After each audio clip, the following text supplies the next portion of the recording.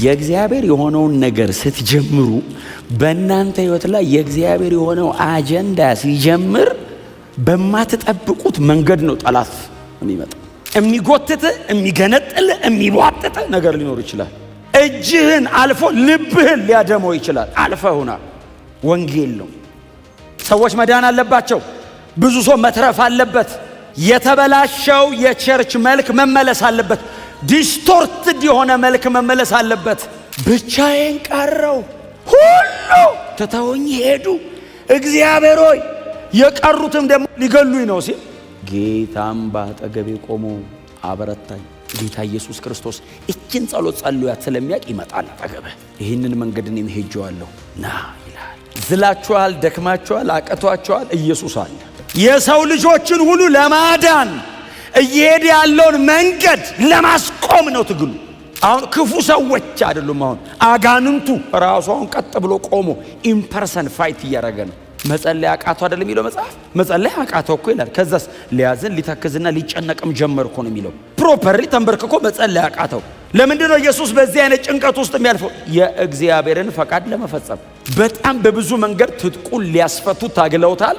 እግዚአብሔር አብሮት ስለነበረ የወደቀውን የሕዝቡን ልብ ሁሉ አንስቶ ነህምያ የተቃጠለ ድንጋይ ቅጥር አድርገዋል። የተቃጠለ ድንጋይ ዓለም ከዚህ በኋላ እያበቃላት ነው የምትሄደው። እያበቃላት ሲስተሙ ሞር ኢቭል እየሆነ ነው የሚሄደው። መደበቂያ ማምለጫ ለዘላለም ዋስትናችን ቸርች ናት።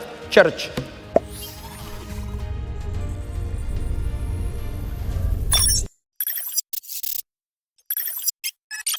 ነህምያ ምዕራፍ 6 ቁጥር 9 ላይ ያለ የጌታ ቃል አብረን እናነባለን። ሁሉም እጃቸው መስራት እስኪሳነው ድረስ ይዝላል፣ ስራውም ሳይጠናቀቅ ይቀራል ብለው በማሰብ ሊያስፈራሩን ሞከሩ። እኔ ግን አሁንም እጄን አበርታ ስል ጸለይሁ። ቀኝ እጃችሁን ከፍ አድርጉ። ይህንን ቃል እንድገመው። አሁንም እጄን አበርታ በሉ እስቲ። ድገሙና አሁንም እጄን አበርታ። ቅጥሩ ተሰርቶ የተጠናቀቀበት ምዕራፍ ነው። ነህምያ የጀመረውን ቅጥር ሰርቶ ያጠናቀቀበት ምዕራፍ ነው። ምናልባት ከዚህ በኋላ የሚቀረው ነህምያ ከዚህ በኋላ የሚቀረው የቅጥሩ ላይ ያሉ በሮችን ወይንም መዝጊያዎችን ማቆም ብቻ ነው የሚቀረው። ኦልሞስት ወደ 50 ቀናት አካባቢ ፈጅቷል። ቅጥሩ አጠቃላይ 52 ቀን እንደፈጀ ታውቃላችሁና ወደ 50 ቀናት አካባቢ ፈጅቷል። ቅጥሩ በሙሉ ተሰርቶ ተጠናቀቀ የሚል በጣም አስደናቂ ቃል አለ። ቅጥሩ በሙሉ ተሰርቶ ተጠናቀቀ። ቅጥሩን ለመስራት ሲጀምሩ የነበረው ምጥ፣ የነበረው ጸሎት፣ የነበረው ንስሐ፣ የማያቋርጡ ቀናቶች በአምላኩ በእግዚአብሔር ፊት መውደቅ፣ ማልቀስ፣ መጮህ፣ በጣም ብዙ ነገር ነበረበት። ቅጥሩ ከመጀመሩ በፊት ወንድሞቹ አናኒና ሌላው ደግሞ ሰው መጥተው ከነገሩት በኋላ ነህምያ ላዩ ላይ ከብዷል። ያ ሁሉ ምጥ፣ ያ ሁሉ እንባ፣ ያ ሁሉ ጸሎት፣ ያ ሁሉ ከንጉስ ጋር የነበረ ንግግር፣ ንጉስን ለመጠየቅ የነበረ በጣም ብዙ ነገር ተጠናቆ አልፎ እንደገና ወደ ኢየሩሳሌም ከተማ ነህምያ መጥቶ ህዝቡን አስተባብሮ ያንን የሚያክል የኢየሩሳሌም ከተማ ቅጥር በ52 ቀናት ተሰርቶ ተጠናቋል። እና አሁን 50 ቀናት አካባቢ ላይ ነው ያለው። በዚህኛው ቀን ላይ የከተማው ወይንም የኢየሩሳሌም ቅጥር ተሰርቶ አለቀ እና በሮቹን ማቆም ነው የቀረ ይላል። ቅጥሩ ተሰርቶ እንደ ተጠናቀቀ፣ ቅጥሩ ተሰርቶ እንዳለቀ ጠላቶቻችን ሰሙ አለ። ቅጥሩ ተሰርቶ እንዳለቀ ጠላቶቻችን ሰሙ። በጣም ነው የሚገርመው በእውነት። ቅጥሩ ሊጀመር ሲል ሰምተዋል። ቅጥሩ ሊጀመር ሲል ሰምተው እንዳይጀመር እንዳይሰራ ጦቢያ፣ ሰንበላጥና አረባዊው ጌሳም በጣም በተቻላቸው መጠን በፕሮፓጋንዳ በንግግር በጣም በብዙ መንገድ ትጥቁን ሊያስፈቱ ታግለውታል። እግዚአብሔር አብሮት ስለነበረ የወደቀውን የሕዝቡን ልብ ሁሉ አንስቶ ነህምያ የተቃጠለ ድንጋይ ቅጥር አድርገዋል። የተቃጠለ ድንጋይ ቅጥር አድርገዋል። ቅጥሩ ተሰርቶ አለቀ። ጎናችሁ ያለው ሰው ቅጥሩ ተሰርቶ አለቀ በሉት እስቲ። ደግማችሁ ነገሩት። ቅጥሩ ተሰርቶ አለቀ። እና ቅጥሩ ተሰርቶ ሲጠናቀቅ ጠላቶቻችን ወይንም በዙሪያችን ያሉ ጠላቶቻችን ሰሙ ይላል። እና ቅጥሩ ተሰርቶ እንዳለቀ ሲሰሙ አሁን ደግሞ የቀረው መዝጊያ ማቆም ነው፣ የቅጥሩን በር መስራት ነው። ቅጥሩ ተሰርቶ ቢያልቅም በሩ ካልተገጠመ በጣም ደግሞ ሌላ ራሱን የቻለ ትልቅ ቻሌንጅ ነው። እና ይሄንን ልናደርግ እንደሆነ ደግሞ በሰሙ ጊዜ እንደገና ደግሞ ተነሱ ይላል። አሁን የቻሉትን በሙሉ ሞክረው አቅቷቸዋል። ከዚህ በኋላ የቀራቸው ነህምያን የሚያስቆሙበት መንገድ መንፈሳዊ ተግዳሮት ብቻ ነው። አሁን ፖለቲካል ሊያደርጉት ሞክረዋል። ምዕራፍ 2 ጀምሮ እናንተ አብቡት። በጣም ፖለቲካል ሊያደርጉት ሞክረዋል። በንጉሱ ላይ ታመጻለህን ሁሉ ብለውታል። አርጤክስስ ላይ ፈቅዶለታል። እሱ ነው ቅጥሩን ስራ ያለው። በንጉሱ ላይ ልታምጽ ነው እንዴ ብለውታል።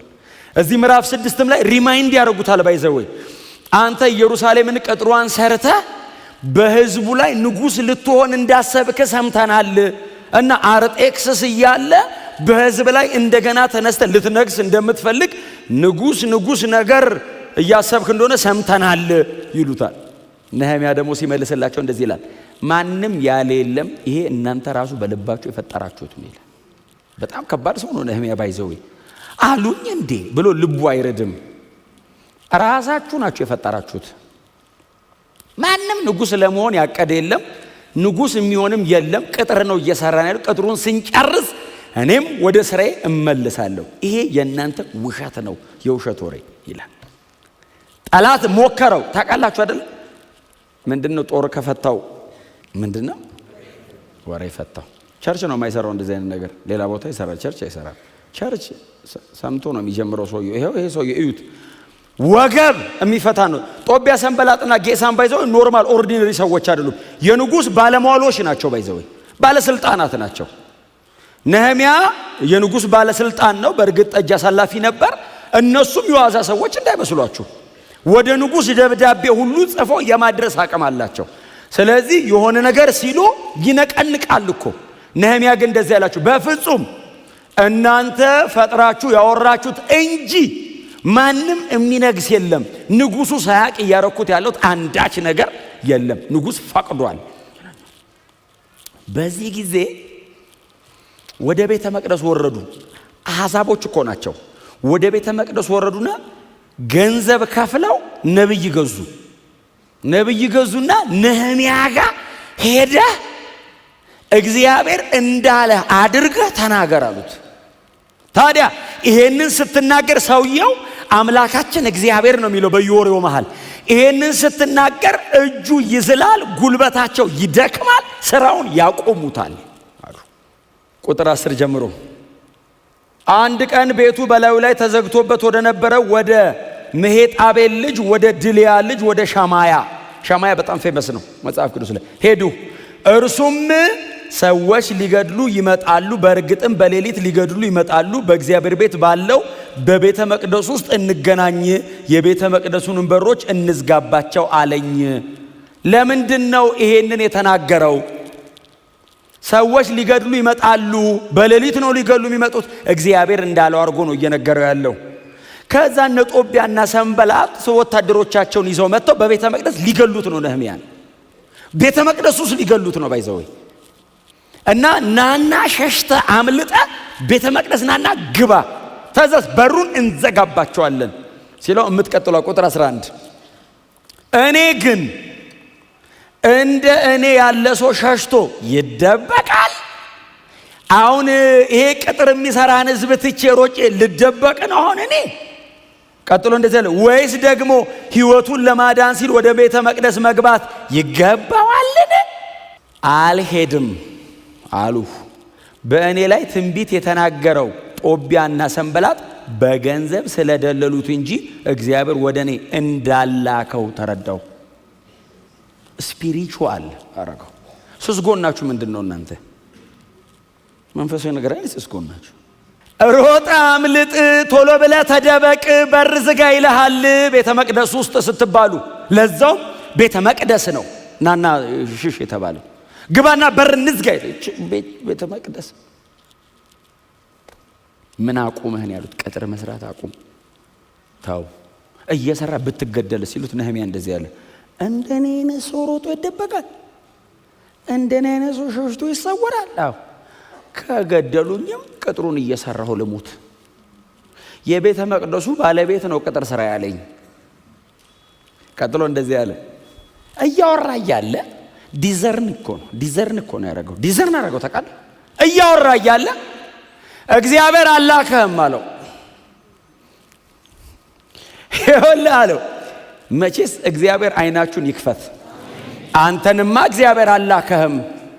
ጦቢያና ሰንበላት ከኋላ እንደውም አያቸዋለሁ አለው። ንግግር መሃል ገንዘብ አያለው አለው።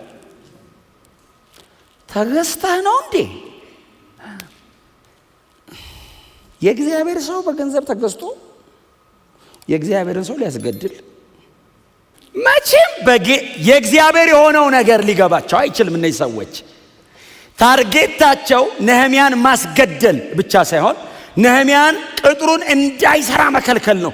ኢየሩሳሌም ተመልሳ መቆም የለባትም። ቤተ መቅደሱ መሰራት የለበትም። አምልኮተ እግዚአብሔር መቅረብ የለበትም። እኛ ባሪያ አርገን ይዘናቸዋል፣ ማምለጥ የለባቸውም ነው ጉዳዩ። ነህምያ የሚባል ግለሰብ መግደል ብቻ ሳይሆን የአባቶቻቸው ከተማ እንዳይሰራ፣ ቤተ መቅደሱ እንዳይገነባ፣ አምልኮተ እግዚአብሔር እንዳይጀመር ነው ጉዳዩ። የኪንግደም ነው። ይህንን አንደርስታንድ ማድረግ አለባችሁ። በዚህ ጊዜ ነው ነህምያ ልክ እነ ሸማያን ምናምን ሲልኩበት ቤተ መቅደስ ውስጥ ድረስ እንደገቡ ሲያይ እንደዚህ ያለ ነህምያ፣ አቤቱ ክንዴን አበርታ።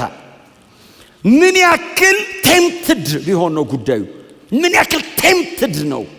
ለምን የህዝቡ እጅ ይላላል አለ። በቃ አሁን እንደዚህ ሆነ። አዎ ይላላል። እንዳይሰሩ ለማድረግ ነው ትግሉ። እና አቤቱ እጄን አበርታ።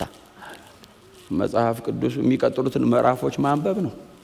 ከቁጥር 15 በኋላ ያለው ስታነቡ ቅጥሩ ተሰርቶ ተጠናቀቀ፣ በሮቹም ተገጠሙ፣ እግዚአብሔር አበረታው። ክንዴን አበርታ ሲል እግዚአብሔር አበረታ። ከስር መጥቶ እግዚአብሔር ደገፈው።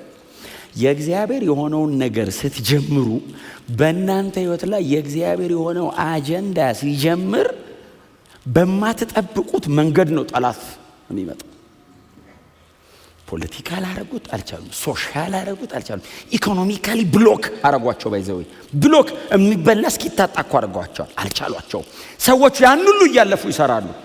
መጨረሻ ላይ አልቲሜትሊ ልናገኛቸው የምንችለው በዚህ ጉዳይ ነው። መጡ፣ አለፉ። ይሄንን አቤቱ ክንዳችንን አበርታ። የመጨረሻ ዘመን ነው። የመጨረሻ ሰዓት ነው። ላስት ዴይስ ኢየሱስ በክብር የሚመጣበት ጊዜ ነው።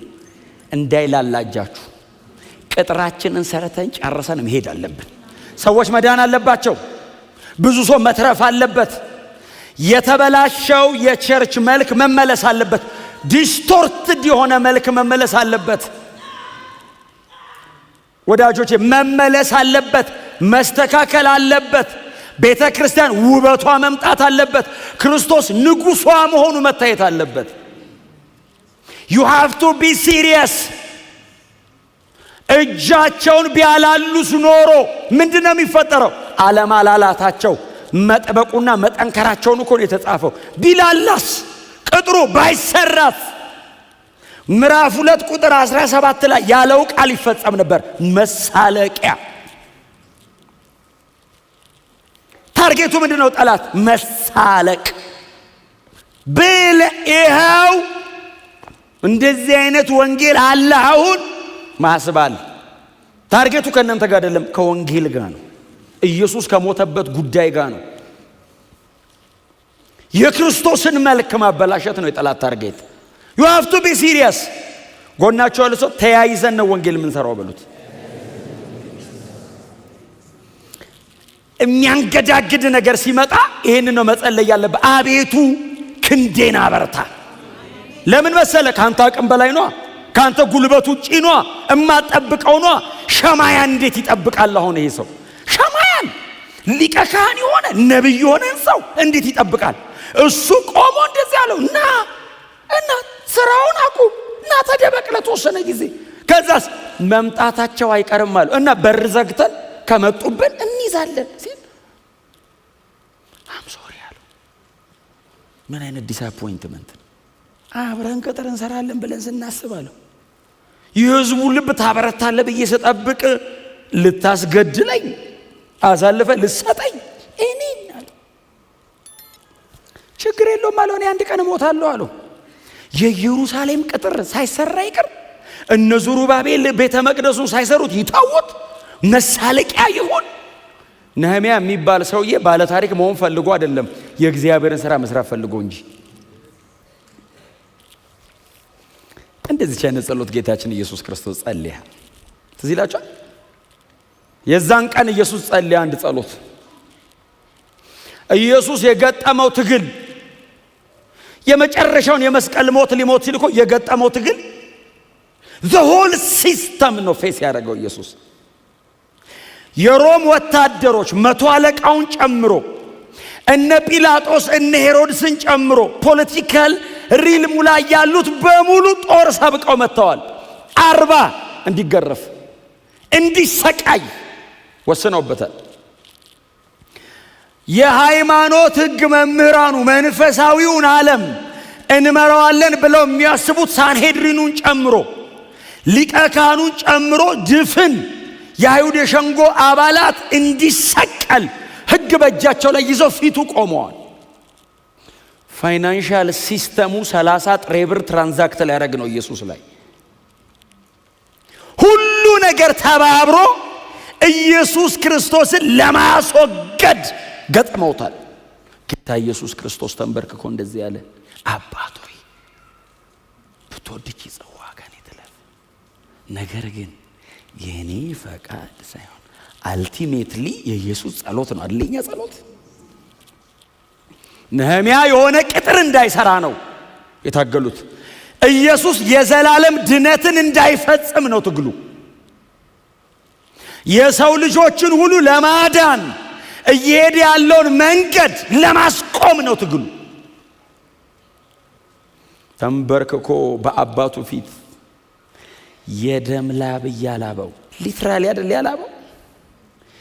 ስትረሱን ዝም ብላችሁ አስቡት። የሄማቲድሮሲስ የሚሉትን ደም ዱብ ዱብ ዱብ ዱብ፣ ክሎትስ ኦፍ ብለድስ አይደል፣ ትሮምቦስ ሊትራሊ ክሎትስ ኦፍ ብለድስ ነው ከላዩ ላይ ደም ጠብ ጠብ ጠብ። ጸሎት ነው እንዴ ይሄ? ጸሎት እኮ አይደለም። መጸለይ አቃተው አይደለም የሚለው መጽሐፍ። መጸለይ አቃተው እኮ ይላል። ከዛስ ሊያዝን ሊተክዝና ሊጨነቅም ጀመር እኮ ነው የሚለው። ፕሮፐርሊ ተንበርክኮ መጸለይ አቃተው።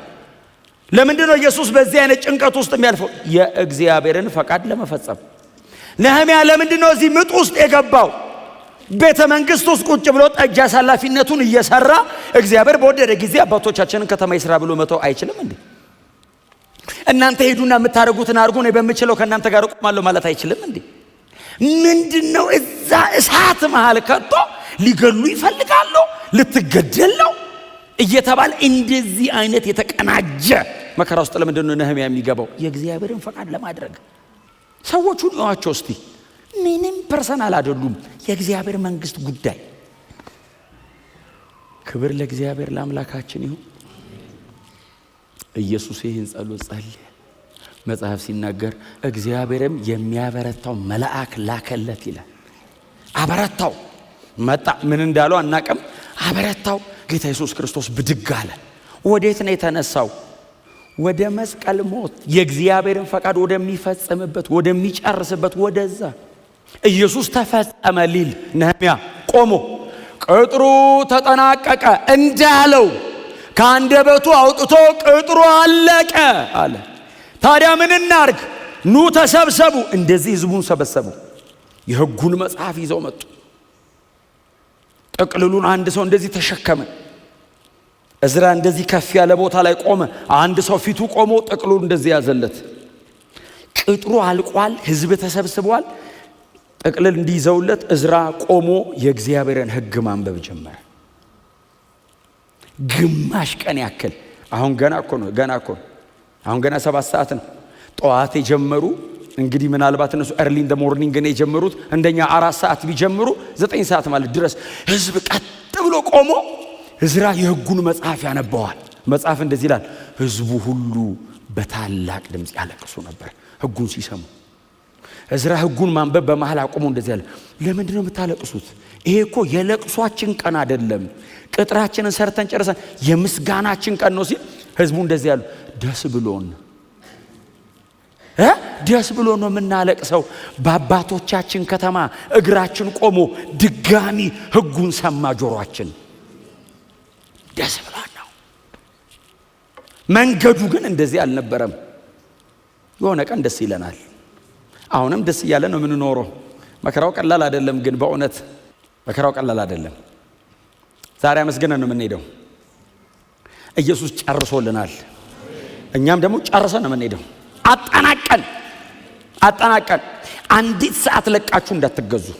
አንዲት ሰዓት በእውነት ነው የምነግራችሁ።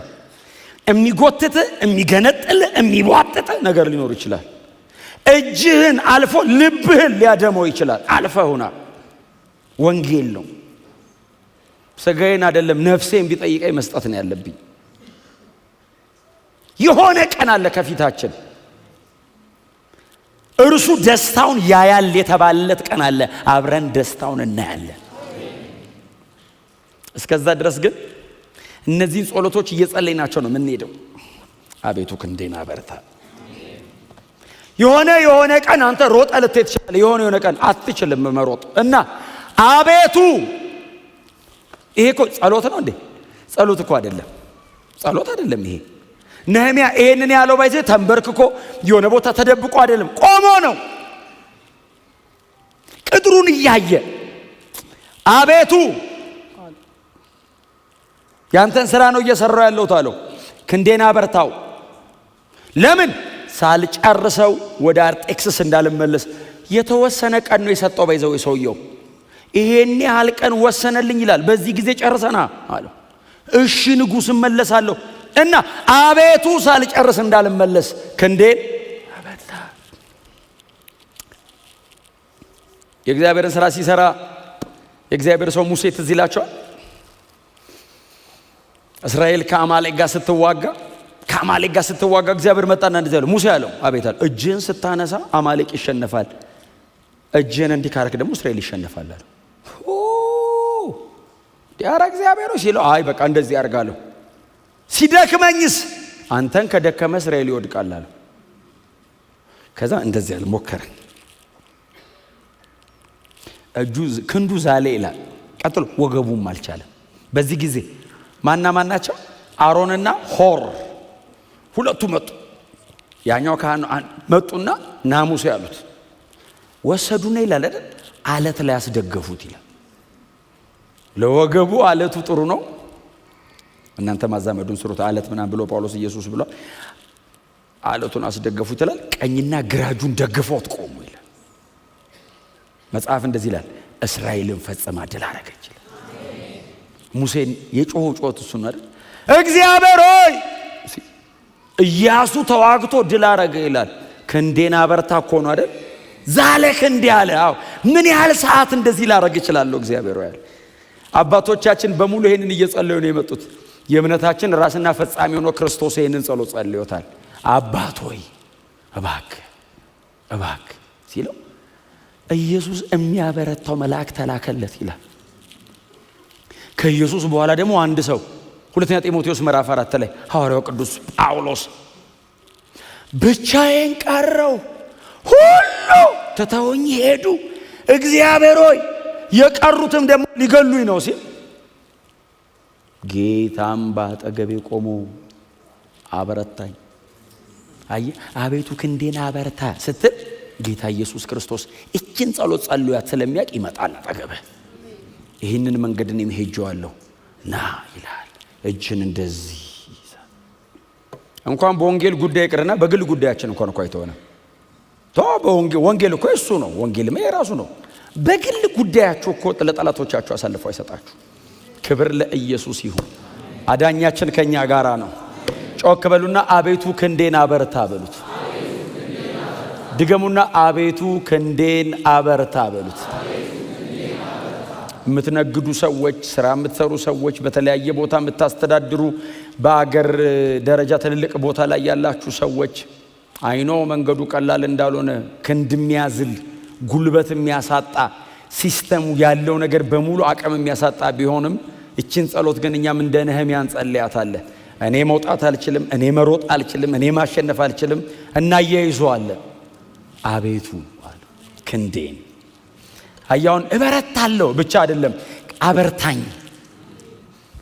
ይሄ ጩኸት ነው፣ ምጥ ነው፣ ልመና ነው፣ ጸሎት ነው፣ ሁሉም ነገር ነው። ይሄ አያቸውን እንትኗ አጭር ነች አይደል? ንግግሯ በጣም አጭር ናት፣ ግን ሁሉንም ነገር ጠቅለላ ምጮህ ናት።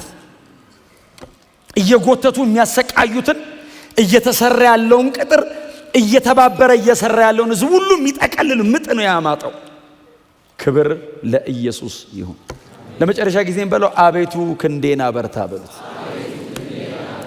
ዝላችኋል፣ ደክማችኋል፣ አቀቷችኋል፣ ኢየሱስ አለ።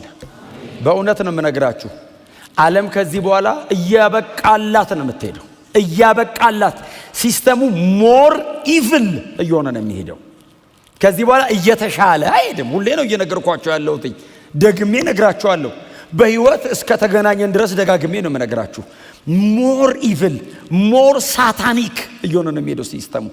አሁን ድሮ በድብቅ ነበር የሚሰራው፣ አሁን በግልጽ ሆኗል እየሰራ ያለው። በግልጽ እኔ ነኝ እያለ እኮ ነው ሰይጣኑ። እኔ ነኝ እያለ ነው።